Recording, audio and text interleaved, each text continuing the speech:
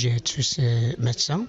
نحن الآن بصدد الافتتاح اليوم ديال افتتاح الأيام الربيعية المسطرة تحت شعار طبعا من أجل ثقافة، من أجل إشاعة ثقافة التبرع بالدم.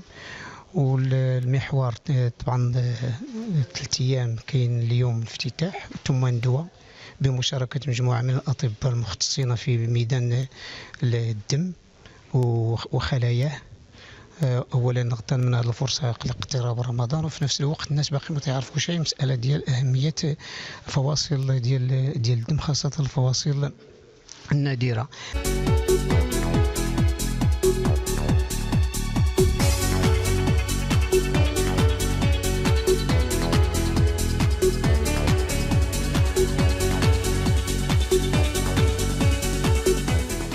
بسم الله الرحمن الرحيم. يعني استدعينا كفيدرالية دولية للمتبرعين بالدم وأمثل رئيس الفيدرالية، والشيء اللي طلعنا عليه هنا على المستوى الميداني في المغرب، وهناك قفزة نوعية فيما يخص التبرع بالدم، لأنه جندت وسائل تقنية عالية لضمان جودة عالية بالنسبة للمتبرع والذي ينقل إليه الدم.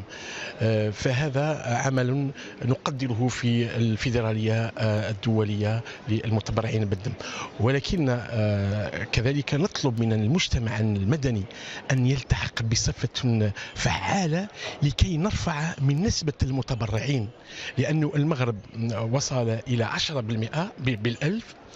هذه نسبة يعني معتبرة، ولكن لابد من العمل أكثر وأكثر لكي نقارب النسبة بالنسبة للدول الأوروبية اللي عندها اكتفاء ذاتي.